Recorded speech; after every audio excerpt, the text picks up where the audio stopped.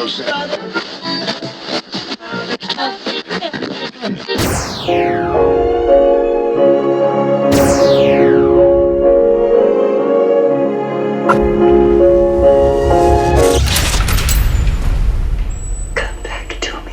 have a question for you, sir. Shoot. Is time travel possible? Oh, no, please don't leave. You have no idea. I have no idea how far I've come to be with you. Ever since you came here, I've known from the start you came to destroy her.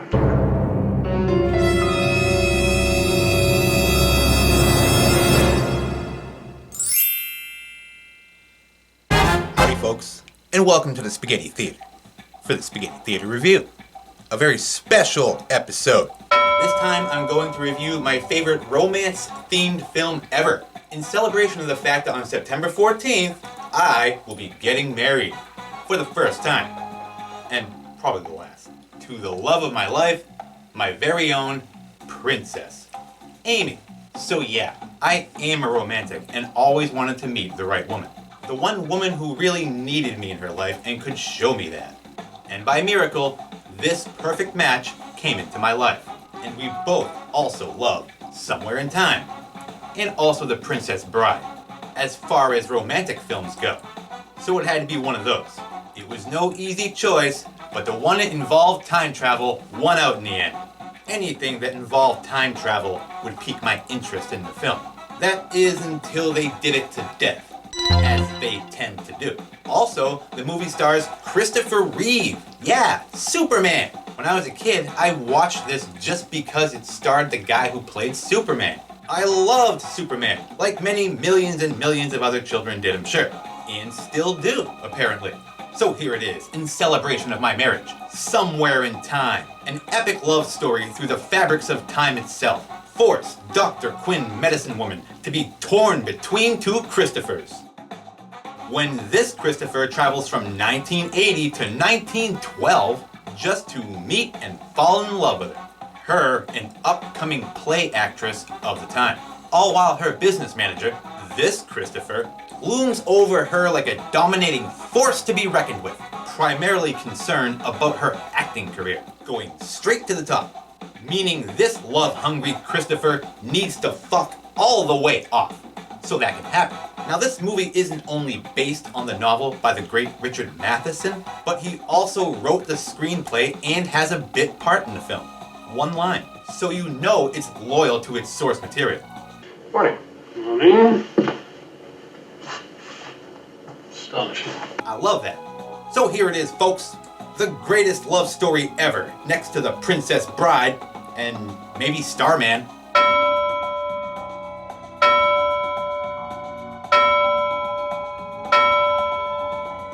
Christopher Reeve, Max von Sydow, Knock Off Driving Miss Daisy, William H. Macy, the back of Meg Ryan's head, and of course Jane Seymour as the woman he loved, Somewhere in Time. So it starts off in the year 1972, and Christopher Reeve's character, Richard Collier, has just wooed everybody at this theater with his debut play, Too Much Spring. And it was a big hit with all the people in this room, including this critic, a young William H. Macy, who doesn't even have a speaking part. But it's him, folks. He had to start somewhere, but don't get used to him because he's fleeing the interview. So yeah, everyone loved Too Much Spring, the full-length version of A Case of Spring Fever. Even this old lady, who stands, shoves William H. Macy out of the way, and walks right up to Richard, and in front of everyone, just gives him this gold pocket watch and says, "Come back to me. Come back to me. Which weirds everyone out, especially Richard, who's never even seen or met this old hen in his entire life, and just blows it off, but keeps the gold watch since she bails right the hell out of there, and is then driven to this grand hotel that's been there since, what is that, 1887 it says? And it's grand all right.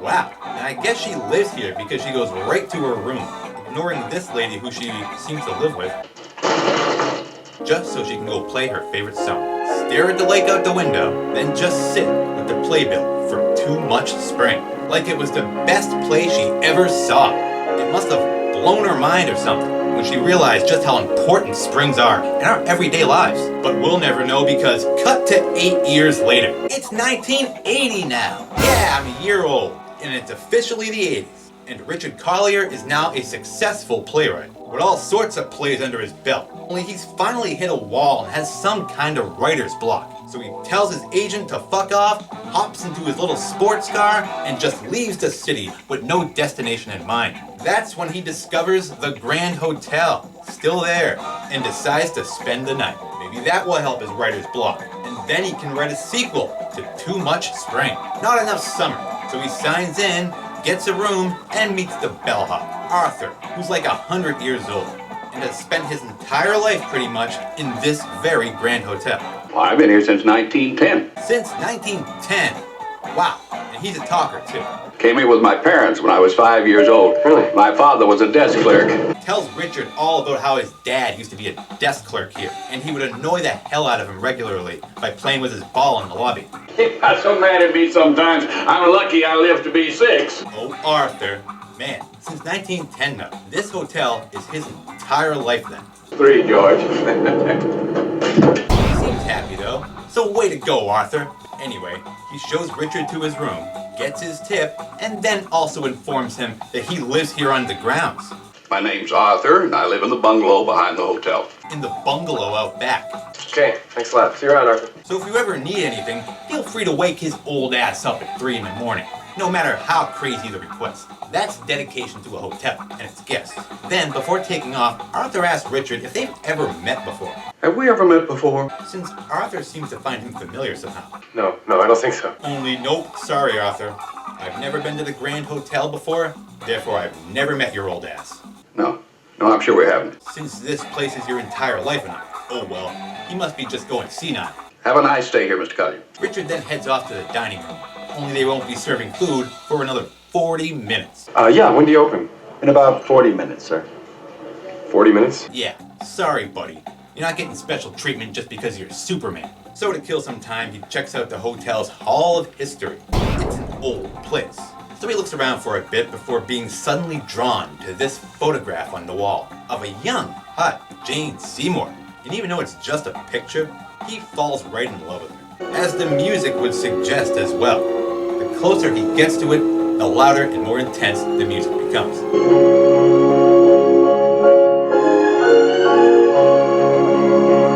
She's so beautiful, it's blinding. He then uses his X-ray vision to read the nameplate, only it's not there. Shit. Who is this babe? He's gots to know, since he's only falling more in love with her with every look.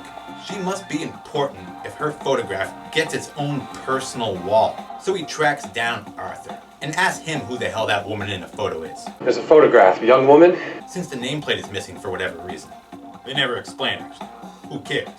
Anyway, according to Arthur, her name is Elise McKenna. And she was a big play actress who starred in a play right here. Starred in a play in the hotel theater. At the Grand Hotel, since they also have a theater here. Told you it was grand. Richard then asked when his play was put on, and Arthur's answer? 1912. 1912? So she's either very old or very dead. 1912. But what did you expect, Richard? It was the Hall of History. It wasn't taken last week. That picture was clearly old. Only now Richard can't sleep because of this. As we can see, he still has that watch that the old lady gave him before disappearing into the grave. Come back to me. So he visits that picture of Elise McKenna again and still keeps tossing and turning and visiting this old ass picture of Dr. Quinn before she was Dr. Quinn. So cut to the next day, where Richard stops Arthur from packing up his car, because he ain't leaving quite yet. He has decided to stay and wants to know directions to the nearest library. In town, right past the church. Research time, so he can fall into an Elise McKenna rabbit hole of information, since she was big in her day. Maybe there's some shit about her. And according to IMDb, this right here is Meg Ryan in a bit role. Yeah, a very bit role, because this is all you get to see of her. Almost the side of her face, mostly the back of her head, but it does look like her. So I don't see why not. That's when Richard discovers that Elise McKenna had a manager. under the guidance of her manager, William Fawcett Robinson, who tightly guided her career. However, she was rarely seen in public in her later years. Only this isn't enough. So Richard uses his Clark Kent charm to get this lady to dig out some old magazines way out back. That could help him out. Oh, okay. Could you do that for me, please? Which she does kind of. Here you are. And thank God, too, because he hits the jackpot. He finds a picture of Elise McKenna when she was old. Her last known photo, actually. And boom! It's that crazy old bat who gave him the watch back in 1972. What the fuck? Mind blown. It's her. That old bitch was Elise McKenna. So this is what Dr. Quinn Medicine Woman is going to look like when she's old? Discount Jessica Tandy? So Richard actually met this woman he's obsessing over. If not briefly, 8 years ago. He was probably more distracted seeing William H. Macy at the time. And it was decades after that hot photo of her was taken. Thus, this reaction. So now, fully engaged into this Elise McKenna rabbit hole, he tracks down this lady, Miss Roberts. Remember her? She was living with Elise McKenna when she was old, back in 72. And being desperate for information, Richard tells her how personal this is to him by showing her that gold watch that she gave him, which Miss Roberts immediately questions. Where did you get that? Since apparently Elise McKenna always kept that watch on her. Never left it out of her possession. Disappeared the night she died. Now she knows why. She gave it to this guy who wrote the play that she went to see. This tall stranger with blue eyes, old enough to be her grandson. So Miss Roberts decides to let him in and out of the ring, so she can show him all of her Elise McKenna memorabilia. Richard then asked her what Elise McKenna was like. She seemed empty somehow. Quick and bright and full of fun. Sad and empty when she was old, full of life when she was young. It's a pretty common thing actually. Only something must have happened to make her so sad and empty. And Miss Roberts pinpoints that to somewhere around 1912 again. After she performed in a play at the Grand Hotel. That's when it cut to this picture of her manager, Mr. Robinson, Christopher Plummer, who I, like a lot of people, used to confuse with Max von Sydow. They were even in a movie together. See, which brings me to an interesting side note. They did consider Max von Sydow to play this character before going with Christopher Plummer, Elise McKenna's hard-ass manager, and the strange relationship that they had. Richard then notices this book and points out that the guy who wrote it was his philosophy teacher back in college. He was my philosophy teacher at Millfield. Neat. Only no coincidence, because apparently Elise McKenna read this book over and over again. She read that book over and over. And it's all about time travel, folks. So what's that all about, I wonders? He then spots this model of the Grand Hotel that Elise McKenna had made for her, which is also a music box that plays this song.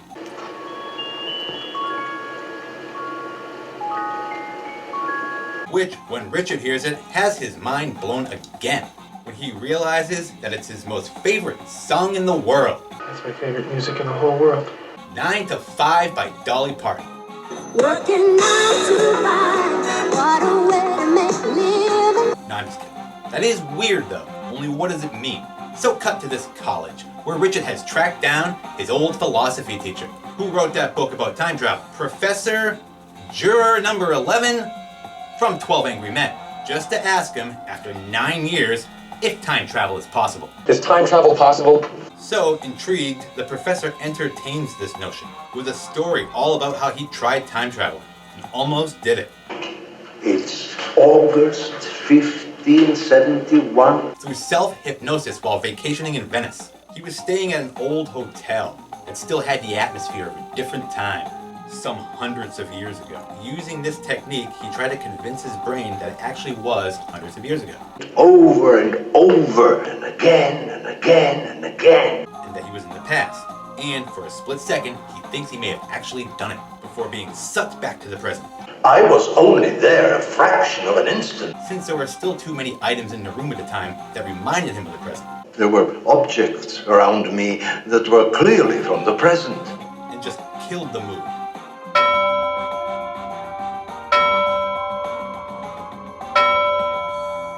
So if you're going to actually try this, make sure there's nothing around or on you that will remind you of the present.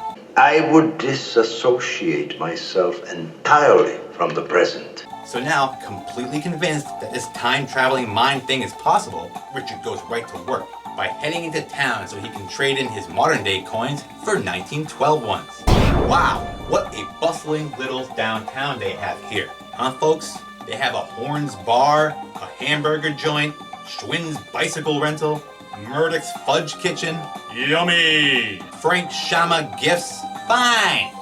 Bone china, I don't care. She can do what she wants. Souvenirs, I love this town. I want to live here.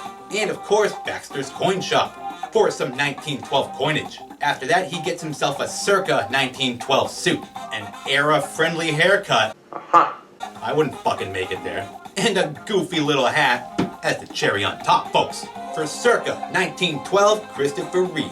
He then practices what he's gonna say to Elise McKenna when and if he meets her in the past. Good evening, Miss McKenna. You don't know me, but you will. Boy, is Christopher Reeve a tall, big guy. I wonder if he played Superman. He looks like a giant in this room. After that, he records a message for himself on this tape recorder to help his mind accept this and put him in a trance. So he believes that it's 1912, damn it. It is June 27th, 1912. You're here to bang that old lady when she was still hot. And maybe get to meet Christopher Plummer in the process. So on to the next phase, as Richard clears the room of all modern shit to not remind himself of the present. He then separates all of his modern coins from his 1912 ones. Why they were mixed up in the first place, I don't know. Because even the smallest hint to the present could blow the whole deal. You can't buy penny whistles and moon pies with 1970s coins anyway. So now with the room completely empty, except for the bed, Richard lays down, closes his eyes, and plays back his recording. Stumble out of bed and I stumble to the kitchen. Pour myself a cup of ambition. As he tries to make this work, he is all in at this point. 1912 or bust. Totally convinced this is gonna work.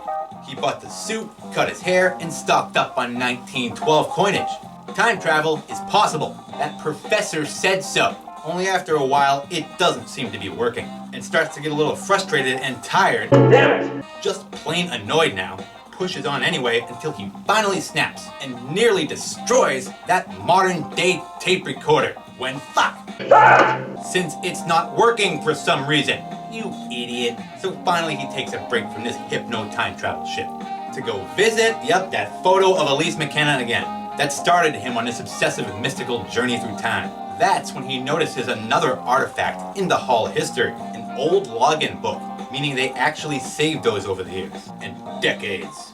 So Richard runs over to Arthur's bungalow and wakes his ass up at 2 in the morning. Bow, bow, bow, bow, bow. Just to ask him where they keep the rest of the old log books. And being a nice guy, he doesn't tell him to fuck off. The attic. They're in the attic, you nut. So he goes straight to the hotel's attic because guests of the Grand Hotel have full run of this place. I guess.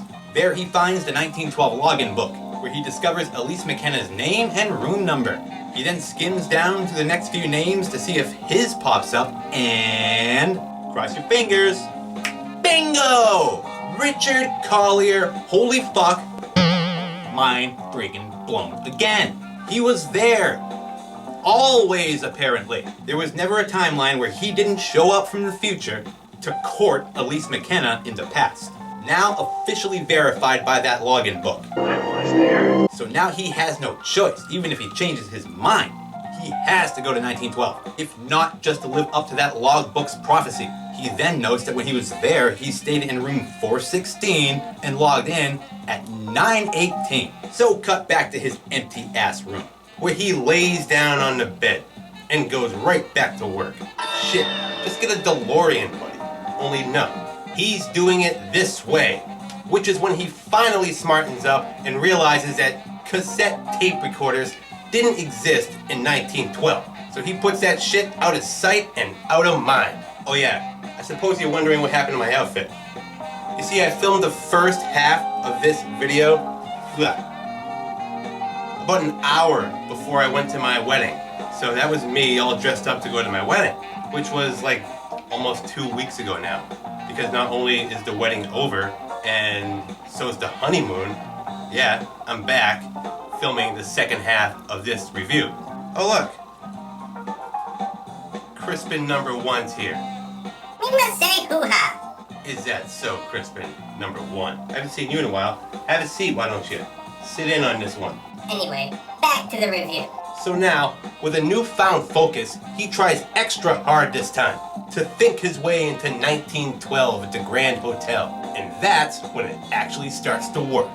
The room starts to fade in and out as to what it looked like in 1912. So now, finally in the correct mindset, Richard Collier starts to fade away from 1980 and into 1912, just as the sun comes up.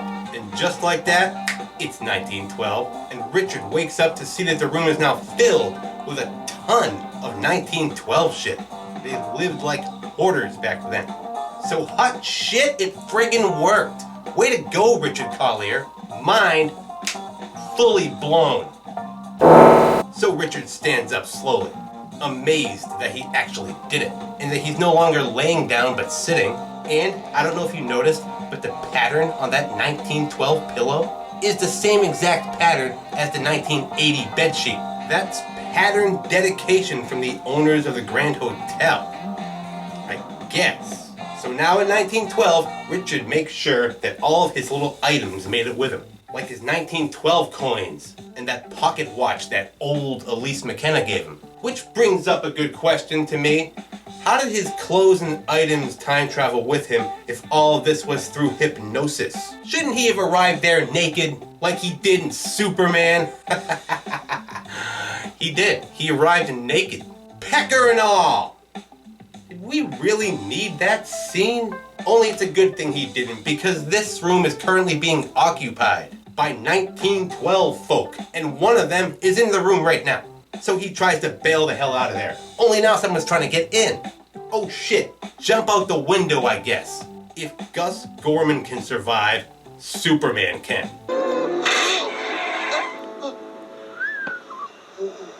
Only no, he just hides, as this 1912 couple pass in and out of the room while having an argument, making it difficult for Richard to find a safe chance to slip out the door, which he eventually does, only slams it on the way out, loud enough that it gets this guy's attention. So he investigates and spots Richard. Excuse me, did you see someone just trying to get in here? Who, being a playwright, comes up with a bullshit story in seconds. Yes, some young chap, that way. And it works. I'd have reported it myself if I'd known that there was... Crisis averted. You're now free to roam around 1912. Sounds like fun, actually. So, being a classic time-traveling stalker, Richard has memorized Elise McKenna's room number and immediately knocks on her door to sweep her off her feet. Only, according to this terrified lady, she's not here and has no clue as to where she is, so piss off. I'm sorry, I have no idea, monsieur. He then takes the elevator to the lobby and is taken away at its now charming 1912-ness look. There he finds this kid playing with a ball, whose dad is the desk clerk, and tells him to stop enjoying himself so much. Not inside, Arthur. Just sit there and watch Dad work, Arthur. Wait, that's Arthur! Are you Arthur? Yes, sir. The old man bellhop from 1980. Boy, he wasn't kidding, was he? Richard knows it too. Ah, Arthur, you little scamp. Get used to this place, Arthur. It's going to be your entire life. So after that encounter, which does explain why old Arthur recognized Richard Collier when he first met him. Have we ever met before? Because he did! Mind blown. Richard heads over to the Hotel Theater, where they're having some sort of rehearsal for the play that Elise McKenna is starring in. It's called Wisdom of the Heart. Yeah, it does sound like a Lifetime or Hallmark type movie shit, doesn't it? Only they did it in play form back then. It was all on stage. So Richard wanders around asking to see Miss McKenna. Only no one's helpful. This fat Dom DeLuise guy just yells at him. What? The director just ignores him. And the conductor is, well, gay for him? I guess? So after that fail, he tries her dressing room. And this delightful chick answers, "Why, Elise, you have put on some weight for this role, my child. Only this isn't her." However, she is useful at least and points him in the right direction. Oh, most likely walking by the lake, my dear. Down by the lake. Thank you. So he gets the hell out of there and books it down to the lake before super-sized Elise McKenna molests him. So he gets to the lake, and finally, there she is, Elise McKenna, and she's not 108 years old. So he quietly sneaks up on her like an obsessed weirdo from the future, just as they spot each other. Don't scare her away. Slowly now, Dr. Quinns are easily frightened, but will return, and in greater numbers. Right, Crispin number 1? I guess. I guess indeed. That's when she breaks the ice and says the first words. Is it you? Is it you? Which he replies, Yes. of course it's him. Who else would it be? Sully? So they start to get close and engage in conversation when I'll take you into dinner now. enter her manager, Mr. Robinson, the antagonist of the film, to cut the whole thing off so he can escort her to dinner. So, oh well, Richard, have a fun trip back to 1980. Don't let 1912 hit your ass on the way out. Clearly, Miss McKenna is spoken for. So as they ditch Richard, Mr. Robinson asks Elise who the hell that stud was. Only she don't know. She only got about half a second into talking to him before you teleported the hell over here. There was hardly time. From the Klingon mothership to drag her off to 1912 dinner. You cock blocker, you. And being a true stalker, Richard follows them No need to look back. He's following us. at a close, noticeable distance. So Mr. Robinson exercises his managerial duties and tells him to fuck off, Then I must ask you to stop annoying Miss McKenna any further. or he will have him kicked out of the Grand Hotel personally. If you do not, I shall see that you're put out. He has that much pull at the Grand Hotel. The Grand Hotel lets Christopher Plummer write his own ticket. So they carry on. And although threatened, Richard continues to follow them.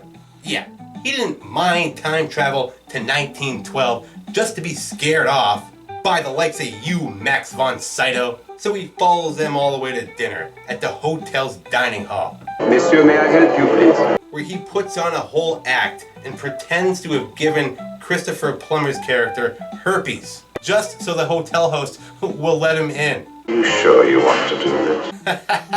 No, wait, that was Beverly Hills Cop. They just let his ass in when he says he knows Elise McKenna. I'm dining with Miss McKenna. So he starts looking for them when he's stopped by Elise McKenna's stunt double. This happy lady who just loves Richard's dated suit, even for 1912. I haven't seen one like it for a decade. What do you think it is, Richard? 1902 or something? The fool. Yet, once again, this lady proves to be helpful and points out Elise McKenna's whereabouts. Over there. So he quickly slides his way back into her life. Take a hike, buddy, and boom, now they're dancing. And of course, the watchful eye of Mr. Robinson sees all this and doesn't approve. Elise even tries to get away from this insistent weirdo who keeps begging her to dance with her. So she just gives in. That is until Mr. Robinson cuts in and lives up to his threat by having Richard kicked the hell out of the hotel. The man's an intruder. You kindly see to it that he is escorted from the premises. And they do it too, until Elise McKenna speaks up and stops them One moment. and decides to just go off with this stranger and see who the hell he is and what the hell he wants, I shall go in. assuring her psycho manager that she'll be right back. So chill out, man. Don't worry, William. I shall return momentarily. They then step out onto the deck and she starts pressing him for answers. Richard Collier. Your place of residence. Chicago? Who are you? What do you want? And why did you say, is it you? Is it you? And what's the deal with that overprotective douchebag of a manager of yours? Just looking out for me as he has always done. And once she gets her answers, she takes off with Mr. Robinson again. So, bye. So cut to Elise McKenna's dressing room, where she sits at the mirror, looking particularly hot, Seems appropriate. as Robinson yammers on about whether or not this Richard Collier guy is the guy that she mentioned earlier. Is it you? Is he the one, William? The one that will tear them apart, and he just might be. I'll keep an eye on him. I'm sure you will. So Mr. Robinson leaves, and we cut to the next morning, where we find that Richard has spent the night on the front deck or the back deck somewhere, as he wakes up to face another day in 1912 on a mission to convince a woman whose photo he fell in love with to fall in love with him. So back at it, and I mean it.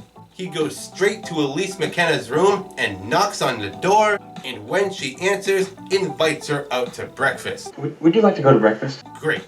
This weirdo again. So she tries to blow him off by telling him she's way too busy to spend any time with the likes of him. Only he insists that they at least go for a walk later. Will you walk with me? Can you do that much? I can't. Or surely he shall go mad. Young woman, if you do not walk with me, I shall go mad, positively insane, and do crazy things to myself. So, to prevent this crazy person from making a scene and waking up her maid, who she's also rooming with, since she has her own personal maid, I guess, too. Yeah, she is special, but does agree to go for a walk with him later on. Yes. That was She's crazy about me. So yay! You did it, Richard. You kinda sorta got a date with her. So cut to later, as Mr. Robinson tracks down Richard and starts questioning him to see what the hell he wants with his protege. And once he finds out that Richard's a playwright, assumes that he wants to get Elise to star in one of his plays. Like, Way Too Much Winter, which he assures him is a silly pipe dream as long as he's alive. I also doubt very much that I shall ever see one graced by Miss McKenna. And if you kill him, Max von Sydow will take his place. But that's not why Richard's here anyway. And it's not for her wealth either. He just wants to make her his woman, so he can bang her, I guess. He's in love and believes that this woman can fill that void in his life, and him hers. So Robinson threatens to take action against him. Only no. There is a law, Collier. No. Oh yes, you may depend on it. Screw you, Robinson. This is about love. So cut to the front desk, where Arthur's father finally takes his ball away from him. For good. You were warned, Arthur. Amusement is strictly forbidden at the Grand Hotel. Just sit and watch Dad work. You'll learn something. It's your future anyway, basically. So Richard finally goes to check in to the Grand Hotel. Since, as he already knows, because he saw this very book in the hotel's attic in 1980, he doesn't check in until exactly 9:18. That's very important for some reason. Just like his room number being 416, which the hotel nearly fucks up by giving him 420. Uh-oh, paradox, right? No, it's okay. Oh, I'm sorry, Mr. Gills. That room is reserved. Forgot to put a notice in the slot. That was close. For a minute there, I thought the fabrics of time would tear in half and cause a paradox if he got room 420, as opposed to the already established 416. Phew! I prefer 420 though, cause... yeah, it's that classic weed smoking time. And it's Hitler's birthday, but that's not why. But 918.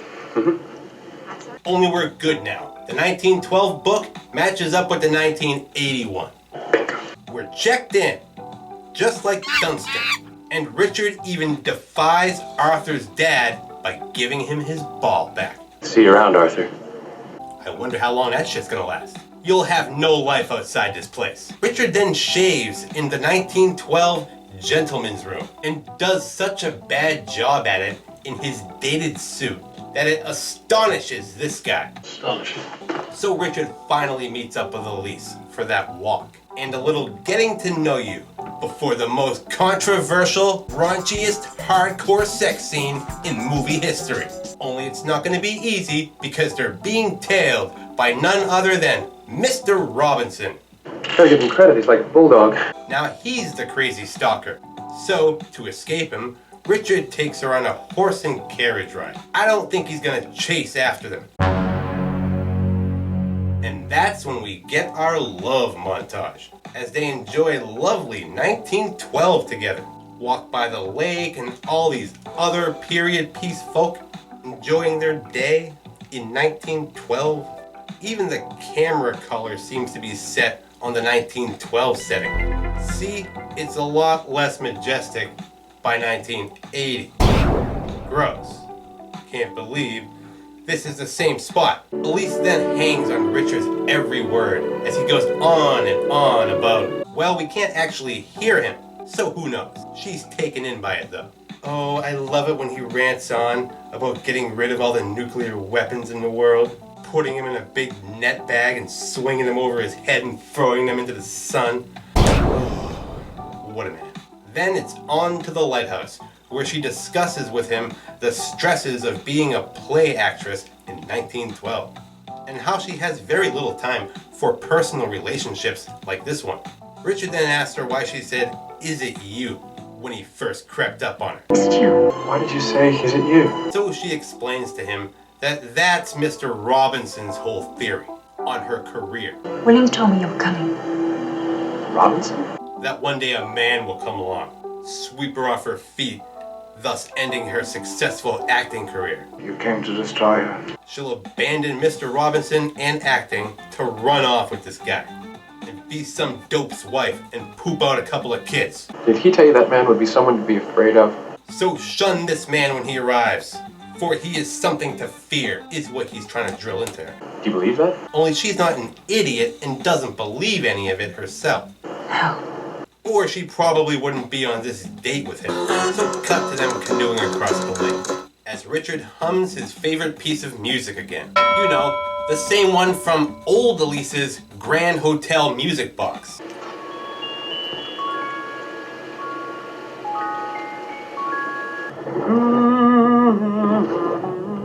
That's beautiful. Only young Elise has never heard this before, so Richard is introducing it to her for the very first time. I love his music, but I've never heard this piece. And she loves it too, obviously, as we already know.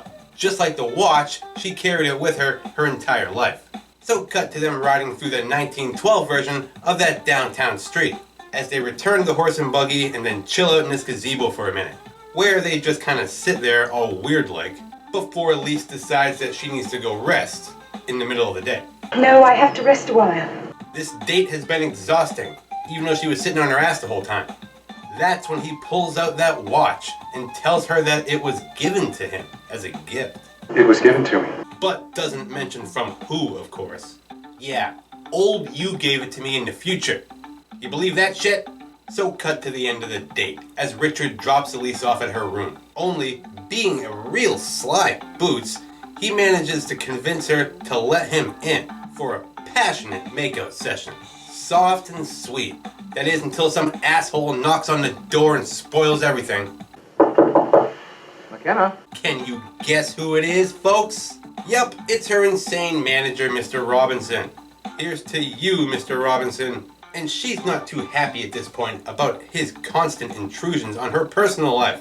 Our relationship is strictly business. I'm involved with you as an actress, Mr. Robinson, not a doormat. Hey, Robinson, if she wants to start a lesbian relationship with Rotundra here, with the pink, purple hair or whatever, then she goddamn will. So butt out. Do not attempt to wipe your boots on me. So, uncomfortable as all hell, Richard goes to leave. Only Elise makes sure that he'll be at the play tonight. I shall leave a ticket for you at the theatre door. Oh, he will. Don't you worry about that.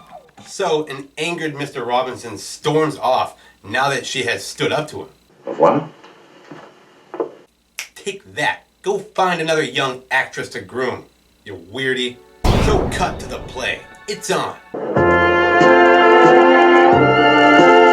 As we get to see the acting talents of Elise McKenna, who's now been so affected by Richard, goes totally off script, and expresses her feelings for Richard right there in front of everybody. The man of my dreams has almost faded now. Right, Crispin number one? She sure does. Isn't that beautiful?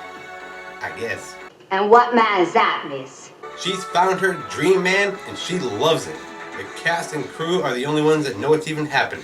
Everyone else assumes it's all part of the show. Even Richard at first. I love you. Of course, Mr. Robinson picks up on this in an instant, and can clearly see that he's losing the Battle of the Christophers. Richard Collier has become too much of a threat to his Elise McKenna actress grooming empire, and needs to be taken care of for good. Have him killed! He is evil after all, even though Elise gets a huge bravo and standing ovation. The whole nine. They loved her, you idiot. Even more so now with the realness that she put into her performance. So cut to backstage, as Elise sits for a quick photo, as Richard walks in and they make eye contact. And this will be the same exact photo that will be hanging up in the Hall of History in 1980 at the Grand Hotel. And she was looking directly at him when it was taken. Ho ho! So when he was looking at her for the very first time in that photo in 1980, she was actually looking at him in 1912. Mind freaking blown! He knows exactly what she was thinking about when it was taken now. His sexy ass. His time stalker ass. And hey, the photographer is being played by Sweet Chuck, everybody, from the Police Academy movies. Remember Sweet Chuck? Fun fact, folks. Sorry, Bobcat Goldthwait doesn't play a stagehand or anything. That would have been perfect. So back to the show. Act 2, as Richard receives this note from Mr. Robinson himself, insisting that he meet him out back in the gazebo for a showdown. Probably. Well, a verbal showdown. He's one of them fancy English types. Have any notion how many years I have been with Miss McKenna? Where Mr. Robinson finally gets to go on a rant about how he spent years building her up, Elise McKenna. It only took seconds for me to realize exactly what she had to be. To become the greatest play actress of her time. Oh, and nothing more, I guess. He doesn't even want to bang her. He just wants to see her succeed as an actress. Do you actually believe that I have nurtured her for all these years merely to groom a wife? Has it within herself to be one of the greatest, if not the greatest actress of her generation? While having no personal life at the same time, and ruling over her like some sort of demeaning father figure. She has to be a star. The greatest actress of her generation? That's why she was born onto this planet, don't you see that? Which Richard agrees can still be a thing. You have nothing but the best motives in mind for her. But so do I. Just with him at her side. Why the hell not? Well, I'll tell you why. Because Mr. Robinson is an evil, stubborn dick and will never allow this to be a thing. Never. Then he goes on about how he feared the day of his arrival, that he always knew would come. In his premonition, I guess. I know who you are. To destroy his little setup here. You came to destroy her. Destroy her. Jeepers, man. You have issues. Take it down at least one notch there.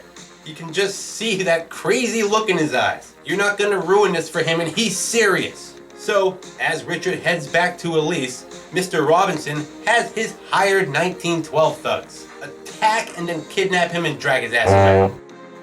He fell for his Max von trap. Ayo! That's our Christopher Plummer. He's gone mad with power. The next thing you know, he'll stop sorting his recyclables. So cut back to the play, in the end of its final act. And once it's all done, Elise runs backstage to rejoin the love of her life, the great Richard Collier. All 7 feet of him. Only she can't seem to find him, and he sticks out like a sore Clark Kent. That's when you-know-who comes knocking on her door to rate her performance. That's when she asks him straight out, "What the hell did you do with Richard Collier?" Where is he? So he tells her. Mr. Collier has left. Gone. From the hotel and your life. Gone out of your life, out of this hotel, forever apparently. Did he have him killed? I must admit, he was somewhat more charming than others that we've encountered in the past. He was a charming tall devil with blue eyes, wasn't he though? Ah, so dreamy. That's when Elise uses his very own theory on him. Well, if he's just gone, then I guess he wasn't the one you spoke of after all, was he? Then he was not the one you spoke of. You dipshit. Then you were wrong about him, weren't you? Good point, Elise. Let's see if his head explodes due to this overwhelming amount of logic. That's when she lets him really have it and tells her her true feelings for Richard Collier, a guy she's barely known for a day. I love him, and he's going to make me very happy. All you need is love. So deal with it, right, Crispin number 1? All you need is love. I believe you believe that. So do I. Go find another actress to groom. Jessica Tandy's probably just being born right about now. Get her while she's young. So he pleads with her one more time since Richard is gone after all. What difference can that make now? He's gone. Dead at the bottom of Lake Michigan or something. So you might as well hop on the Plummer train, right? Only no, this isn't over by Bart. I'll find him, William. Don't you dare try to stop me. So get lost forever, Mr. Robinson. Your services are no longer required. You can pick up your severance check in the lobby. Arthur's dad has it. Go try to pin a murder on Dolores Claiborne or something, you nut. Get out of here, Plummer. So cut to Elise McKenna, packing her shit up to leave the Grand Hotel forever, I guess. Why the hell not, right? She has no idea what Mr. Robinson's thugs even did with Richard Collier. It would be a shame and ironic if he was floating face up in that very same lake they went canoeing in. So cut to Richard Collier, and let's see exactly what kind of death Mr. Robinson's thugs enacted on him. And he's fine. Just knocked out, bound and gagged in the hotel's horse stable. Wilbur! Phew. Well, at least they didn't off the guy, because I wouldn't put it past a Christopher Plummer character to do such a thing. So once Richard Collier wakes up, he rolls around and eventually gets himself free and books it right back to the hotel and directly to Elise McKenna's room. Elise? Only she's gone, as we already know. He then tracks down Arthur's dad and little Arthur, who confirms that the theater group already packed up and left hours ago. They left as soon as they were packed, sir. We'll be seeing you soon, friend. While you were napping in the stable. So that's that, I guess. You missed them. Come along, Arthur. We'll be late. As he walks away defeated and just takes a seat. I guess you're stuck here in 1912 and without Elise McKenna. You know, she did say she was going to Denver next. Where are you going? Denver. So just go there, right? Track her ass down. You're a stalker. You've been doing it since the beginning of the movie. Whatever. Only no need, as this split screen effect suggests, that something's about to happen when Elise McKenna comes strolling around the bushes and walks towards the hotel. Notices Richard, screams his name, and the two run to embrace each other. Which they do. I guess she decided not to leave after all, and just wander around the hotel until he showed up again. Fuck the theater group, and fuck Mr. Robinson. She wants this guy in his bowl cap. That's love, baby. So they're finally together again. And no one's there to stop it now.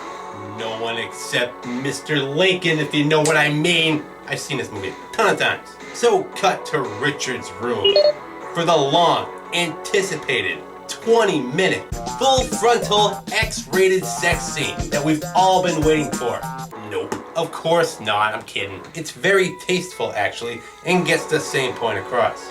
As she pulls out the one super pin holding up all of her hair to reveal that she's even hotter now. Far better than his sex scene with Lois Lane in Superman 2. I got to see Christopher Reeve get laid a lot in my childhood. Hooray for me! So he blows out the candle so we can cut to the next morning for the after sex party, where they enjoy breakfast on the floor, and Elise immediately suggests marriage. You will marry me, won't you? Might as well at this point. You threw away your whole weird relationship with Mr. Robinson for this guy. So they chat for a while about Richard Collier's career as a playwright and hers as an actress when the topic of time comes up. So he pulls out that gold watch of his again and lets Elise hold on to it as she goes on trashing his selection of time period suit. Nobody seems to like my suit. Oh, can you blame them? This thing is way older than 1912, buddy. You look like such an 1890s guy in that. So Richard starts putting on the suit and begins defending it. He even shows off that cool little inner pocket that he has, just for his 1912 coins. Pockets everywhere? I can pull rabbits out of here. So he pulls one out and looks at it so he can show her, and... Special coin compartment for emergency. Oh shit! He forgot to take one of the modern coins out, and finds a 1979 Lincoln penny staring right back at him, which immediately breaks his mental connection to 1912. Nah, this shouldn't exist here. So he slowly starts getting sucked back to the future as a terrified Elise watches this happen, clueless as to what the hell is going on. And this is the effect we get.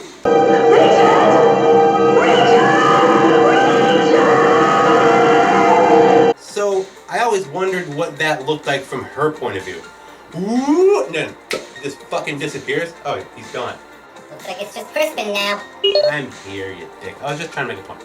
She does still have that watch, though, which is one of my favorite parts of the movie. The mystery watch. Since now we know she originally got that watch from him, and she would keep it with her forever, and when she met him when she was old, gave him the same watch that he would take back in time and give to her. It's a cycle, folks! Where the hell did the watch come from originally? Ah! Mind friggin' blown for like the 100,000th time in this movie.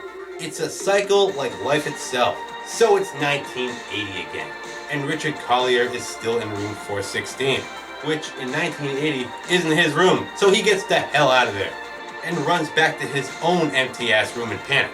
Realizing what's happened, tries desperately to return to 1912.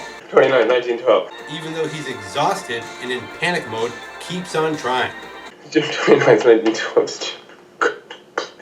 And trying. June 29th. I'm back. I'm back. Only no go. Take a breather, Richard, then try again. Only he doesn't. He's too stressed. So he drops that stupid 1979 penny and starts to cry. No. Too bad he didn't drop it on his way back to the future, then she would have found it and immediately known what the fuck was going on. Where does 1979 penny come from? He's a time traveler. She did figure it out somehow. Richard eventually wanders around the hotel grounds, visiting old haunts. Only it's 1980, and everything looks like shit now. 1912 was far cleaner and a far more inviting place, visually anyway. Plus he's all depressed and drained of energy. It's reminiscent to Superman 2 again, after he lost all his powers and had to walk to the Fortress of Solitude in a fucking blizzard, wearing nothing but a light wrap, friggin' dumbass. Or even Superman 4, after Nuclear Man scratched his neck a little bit. That knocked him out for a while. He needs to recharge, Christopher Reeve style. Only here he doesn't. Richard Collier is a far weaker man when it comes to just getting your shit back together. And just trying again. If you loved her that much, you would. Hey, you did it for Lois Lane in Superman, so Christopher Reeve has used his body twice as a time machine just to go be with a woman. What a guy. But never manages to get it back together again. He just stays depressed about getting sent back to 1980. And the mere not being with Elise McKenna causes him to die of a broken heart. Yeah, that's how it ends for him. He just sits in his hotel room, staring out the window, until he basically starves himself to death due to his broken heart. Well, ain't that just depressing as hell? I still think he gave up way too soon. Old Arthur eventually busts in with a doctor, only they're too late. He's pretty much dead already. As we watch his soul leave his body and go reunite with Elise McKenna again on the other side, in their own personal heaven, where she's young again and he's still wearing that outdated suit even for 1912. So they can turn all this whiteness into whatever paradise they can imagine, in love forever. So it's sort of a happy ending. Humans all do eventually die and move on to the next level, or whatever the hell you believe. But that was it. That was Somewhere in Time. The greatest love story ever told. And if you watch all of the credits, you'll see that George Wendt was in this apparently. Yeah, it was his film debut. Only his scenes were cut from the final film. So, oh well, Norm. Better luck on Cheers. Sadly, he died this very year, 2025, after crashing his plane into the director of Somewhere in Time's house for cutting his scenes in his debut film, killing them both, sadly. I'm just kidding. I made that shit up too. They both did die in 2025 though. Which leads to my final thoughts on this excellent piece of cinema, which originally was a huge flop in the US, but did great in China. So fancy that shit. I love it myself. 4-star movie in my opinion. That mystery watch still boggles my mind. You see it a lot in time travel movies. I also noticed that he left his bowler cap there, but no one seemed to care about that friggin' thing. Or did they?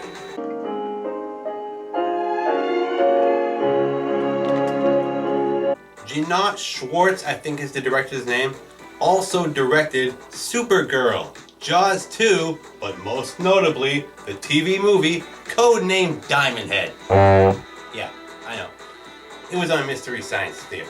Of course, the actress who played old Elise I remember from the Driving Miss Daisy episode of Quantum Leap, The Color of Truth. And with that, I'll end another long-ass review of one of my favorite movies of all time, Somewhere in Time. It's a gem and nearly perfect in every way.